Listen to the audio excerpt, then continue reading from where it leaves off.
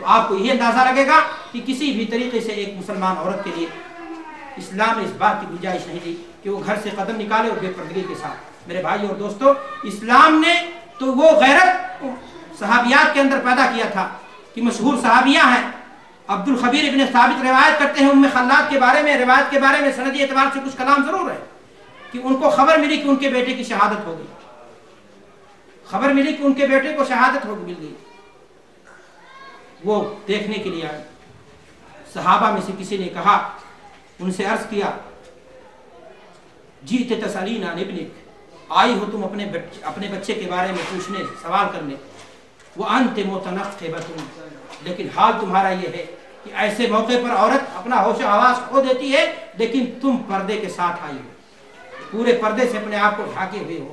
انہوں نے جواب دیا، ان ارزو ابنی فلن ارزو حیائی، میں نے اپنا بیٹا کھویا لیکن اپنی شرم، اپنی حیا نہیں کھویا۔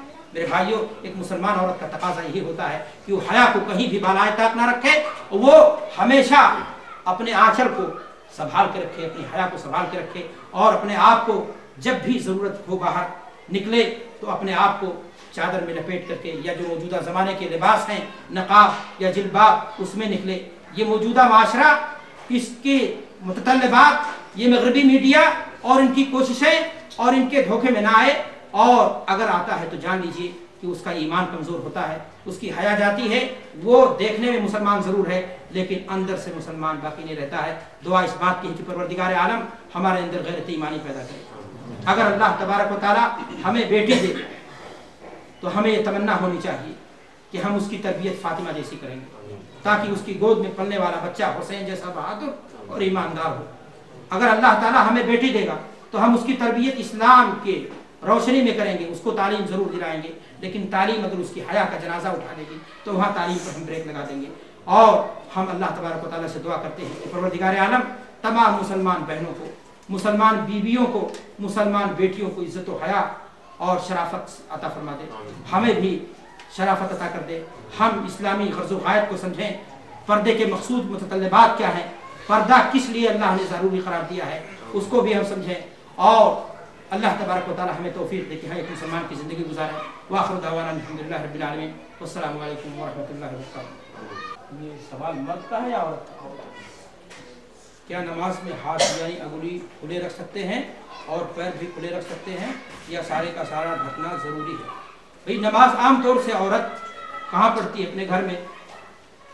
اللہ کے رسول صلی اللہ علیہ وسلم نے عورت کی نماز گھر میں افضل بھی بتائی ہے، لیکن وہ جماعت سے آگے پڑھ سکتی ہے، لیکن اسی صورت میں آئے گی جب وہاں بالکل کیا ہوگا، پردہ ہوگا۔ اگر وہاں پر اسے کوئی پریشانی نہیں ہے کہ اس کے پیروں پر کسی کی نگاہ پڑے گی تو اپنے پیر کو کھول سکتی ہے، اس میں کوئی پریشانی کی بات نہیں۔ ہاں، ہاتھ بھی کھول سکتی ہے، پیر بھی کھول سکتی ہے۔ ہاتھ کے بارے میں تو کیا نام ہے، قرآن مجید کی جو آیت ہے الا ما ظہر منہا، اس پر تو تمام مفسرین کا تقریباً اتفاق ہے کہ ما ظہر منہا کی تفسیر میں یہ ہاتھ اتنا، لیکن غیرت کا تقاضا ہے کہ وہ اجازت کے باوجود اپنے ہاتھ کو کالے دستانوں کے ساتھ کیا ہے پہن کر کے پھر نکلے۔ غیرت کا تقاضا ہے، پیر کھل جائے تو کوئی حرج نہیں چلتے ہوئے نیچے کا قدم، لیکن غیرت کا تقاضا یہ ہے کہ وہ اس کو بھی ڈھک کر کے چلے، اور یہ چیز دلیل ہے اس کی حیا پر اور اس کی شرافت پر۔ تو جب اجازت ہے تو حالت صلاۃ کھل جائے تو کوئی حرج کی بات نہیں۔ جی کوئی اور سوال ہے؟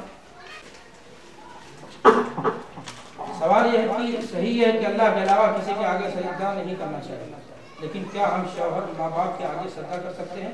نص موجود ہے اس کے بارے میں، جو اللہ کے رسول صلی اللہ علیہ وسلم کی حدیث موجود ہے، لو كنت آمر لأحد ان تسجد لأحد لأمرت المرأة ان تسجد لزوجها، تقریباً اسی طرح کے الفاظ ہیں کہ اگر سجدہ کسی کے لیے جائز ہوتا اللہ کے علاوہ تو میں عورت کو حکم دیتا کہ وہ اپنے مرد کو کیا کرے، سجدہ۔ لیکن اللہ کے رسول نے یہ بات فرمائی کہ اگر جائز ہے ہی نہیں تو پھر عورت اپنے شوہر کا احترام کرے، عزت کرے، اور شوہر پر بھی واجب ہے کہ اپنے بیوی کا حق ادا کرے۔ آپ حق پانے کے لیے حق پہلے دے دیجئے، آپ بیوی کو اس کا حق دے دیجئے تو بیوی آپ کو اپنا پیار دے گی۔ اب رہا مسئلہ پیار میں، یہ چیز داخل نہیں کہ آپ شوہر کو کیا کریں، سجدہ کریں، اس لیے کہ یہ چیز خلاف شرع ہے اور یہ چیز گناہ سے ہے۔ हम दिन भर ओढ़नी बांधते और वही ओढ़नी हम्माम और दीगर जगहों से मुराद अगर घर से बाहर का मसला तो मैं गुस्ताखी की माफी चाहूंगा।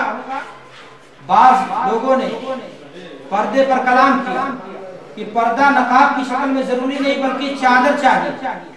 मसला रुखसत का आया, चादर की जगह पर हल्का दुपट्टा इस्तेमाल होने लगा। मसला रुखसत का आया, दुपट्टा सर से खींच गया, गले में आ गया और अब गले में आप देख लीजिए एक फंदा या एक रस्सी के अलावा उसकी हैसियत कोई और नजर नहीं आती है। तो अपने घर में और है ऐसी जगह में जहां उसके देवर या ऐसे लोग नहीं हैं जिनका देखना शराम जायज ना हो, फिर तो पर्दा करेगी। अगर ऐसी जगह में खलवत में अपने घर में जहां उसके अपने बेटे हैं, उसका शौहर है, तो वहां जैसा भी लिबास जेबतन करे, दुपट्टा पहने ना पहने, ओढ़े ना ओढ़े, बिना दुपट्टा के रहे या कोई खास किस्म का लिबास पहने, इस्लाम ने इस बारे में खुली आजादी मुकम्मल तौर पर छूट दी। लेकिन जब वो घर से बाहर निकलेगी या ऐसी जगह पर कदम रखेगी जहां अजनबी किस्म के लोग जो उसके लिए अजनबी हैं, याद रखिए बहनोई अजनबी होता है, देवर अजनबी होता। हमारे समाज ने, मुआशरे ने बहुत सारी चीजों को एडजस्ट करके हलाल कर रखा है।